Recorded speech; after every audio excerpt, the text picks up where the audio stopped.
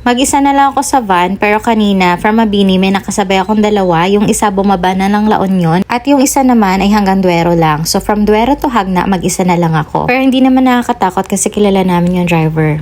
Then, pagdating ng Hagna, transfer na lang ako sa isa pang van na papuntang Tagbilaran kasi wala talaga akong kasabay. Sakto din itong van ay paalis na kasi puno na siya. Nasa pinakadulong upuan pala ako ng van, pero inaantok ako kahit na may pagka-roller coaster yung takbo kasi para talaga akong dinuduyan kapag nakasakay sa dulo. Kaya nakatulog ako dito. Fast forward, nakarating na ako ng Dao Terminal, Tagbilaran at sumakay na ako ng bus papuntang Panglao. Di na ako naka-video kanina pagdating kasi alam niya naman marami akong bit-bit and struggle is real talaga kapag wala kang kasabay or kasama magbiyahe. Lalo na nasanay ako dati nakasama si Jetro lagi, kaya parang nanibago ako na hindi ko siya kasama, na wala akong taga-bit-bit or taga-video.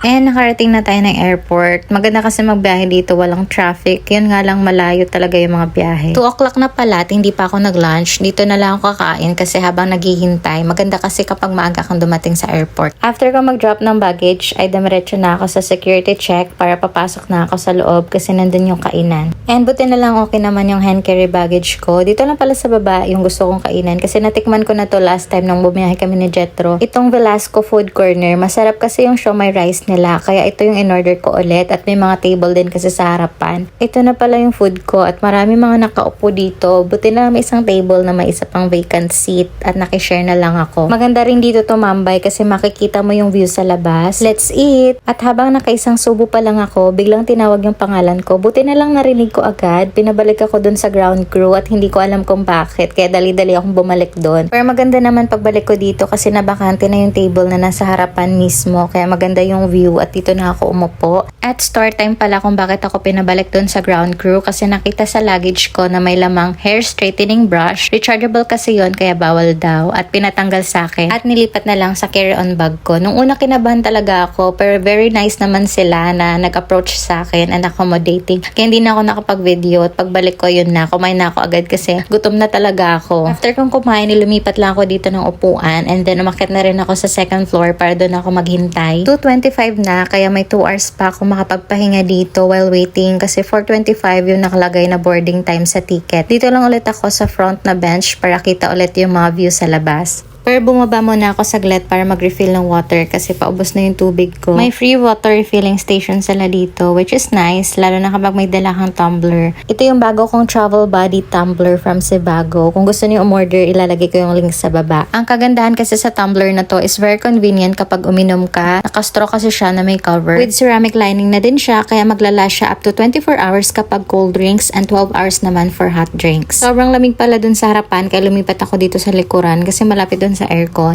And time check, it's 5:01 pero hindi pa kami nagbo-boarding kaya na-idlip muna ako saglit. Exactly 10 minutes yung idlip ko kasi 5:11 nagising ako and then tinawag na rin kami for boarding and finally nakapag-board na rin kami. Super delayed ng flight but it's okay. Ang importante is magiging safe yung biyahe namin at maganda yung weather. Yung seat number ko pala is 21B so hindi ako malapit sa window. And then may time na lagi nakayuko yung katabi ko kasi nag-holding hand sila ng girlfriend niya na nasa harapan. Hindi kasi sila magkatabi. Nag-holding hand sila. Sweet nila, diba? Kaya may chance talaga ako na makapag-video sa window kasi ang ganda ng sunset, diba? Sobrang ganda. So sobrang lamig nakatulog pala ulit ako and then pagising ko is nakarating na pala kami. At least na-recharge ako kasi babiyahin na naman ako ng malayo from Pasay to Novaliches. Dito na pala ako maghintay na aking baggage at buti na lang madali lang siyang lumabas. Di katulad nung pag-uwi ko ng Bohol, sobrang tagal kong hinintay yung baggage ko. Nag-bathroom muna ako bago lumabas para hindi ako maihi mamaya. Sana hindi na traffic kasi gabi naman na. Buti na lang nakapag-book agad ako ng Grab at madali lang din siyang dumating. At yan, nasa EDSA na agad ako. And thankfully, hindi traffic. Kaya hindi masyado nakakapagod yung biyahe ko. At kung nakarating ka hanggang dito, sinamahan mo talaga ako hanggang makauwi ng Manila. Thanks for watching and thank you Lord for the safe travels.